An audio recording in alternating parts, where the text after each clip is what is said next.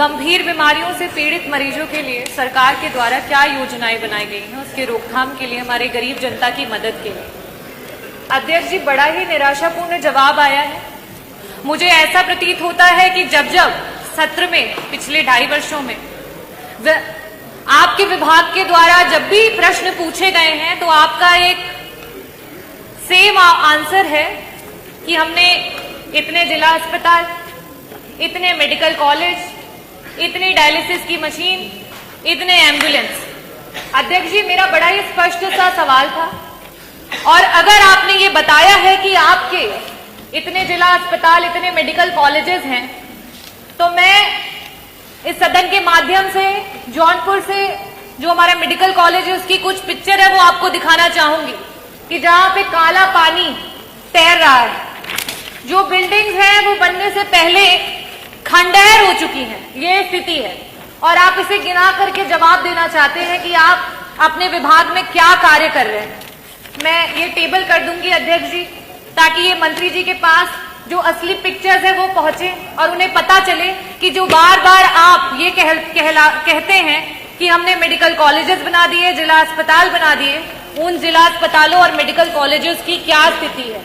कुछ दिन पहले वहां के बच्चे धरना दे रहे थे, जिन्हें हम देश का भविष्य और आगे मेडिकल कॉलेजेस में एज ए डॉक्टर देखने वाले हैं।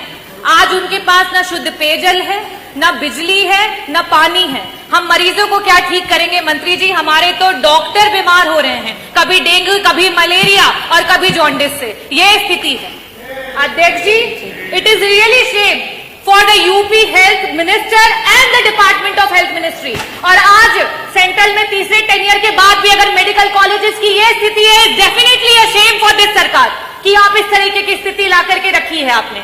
अध्यक्ष जी, जवाब में इन्हें ये देना चाहिए था कि गंभीर बीमारियों के लिए जो हमारे डॉक्टर्स होते हैं, चाहे वो पैलिएटिव मेडिसिन के डॉक्टर्स हों, चाहे आपके ऑन्को सर्जन्स हो, ऑन्कोलॉजिस्ट हो, गायनेकोलॉजिस्ट हो, न्यूरो एनेस्थीसिया डिपार्टमेंट के डॉक्टर्स हो, चाहे आपके कार्डियो सर्जन्स हो, सीटीवीएस के सर्जन्स हो, आपने कितने डॉक्टर्स को बढ़ा, कितने डॉक्टर्स को आपने बढ़ाया?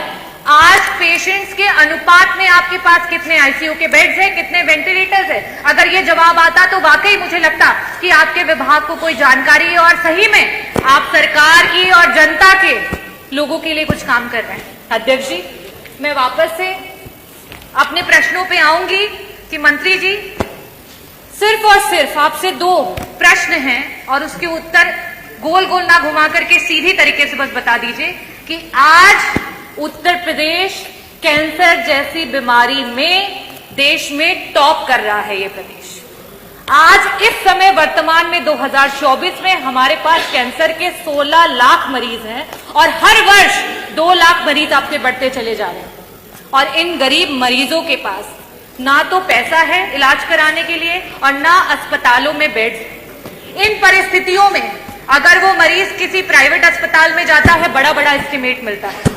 क्या सरकार कैंसर के सारे उत्तर प्रदेश के मरीजों को उनका जो एस्टिमेट जहां से भी बन करके आता है उसका एक मुश्त में पैसा उपलब्ध कराएगी कि नहीं कराएगी? मेरा दूसरा सवाल है मंत्री जी कि आज जब आपने जवाब नहीं दिया कि आपके पास सुपर स्पेशलिटी के डॉक्टर्स कितने बढ़ गए हैं, पेशेंट्स के अनुपात में वेंटिलेटर और आईसीयूज कितने हैं, तो इन परिस्थितियों में जितने भी आपके प्राइवेट उत्तर प्रदेश के हॉस्पिटल्स रन कर रहे हैं जहां पे वेंटिलेटर्स और आईसीयू की सुविधा उपलब्ध है, उनको पीपीपी मॉडल पे, सरकार तो पीपीपी मॉडल पे बहुत काम कर रही है, जगह जगह पर आप इसके बारे में एडवर्टीजमेंट्स करते रहते हैं। तो आईसीयू और वेंटिलेटर, क्योंकि ये ऐसे मरीज होते हैं, ब्रेन हैमरेज के मरीज होते हैं, इनके पास समय नहीं होता है। मंत्री जी, अगर एक्सीडेंट हो गया, आज बीपी बढ़ गया और ब्रेन हैमरेज हो गया तो तुरंत उसका ऑपरेशन होना है, लेकिन उनके पास पैसा नहीं होता ना वेंटिलेटर पे देने के लिए, ना उन वेंटिलेटर्स पे रहने के बाद। तो मैं आपसे अनुरोध करना चाहूंगी कि पीपीपी मॉडल पे जितने भी हमारे प्राइवेट हॉस्पिटल्स हैं उनको ऐड करते हुए हमारे मरीजों को मुफ्त में इलाज और समय पर इलाज दिलाने के लिए क्या सरकार काम करेगी? बहुत बहुत धन्यवाद।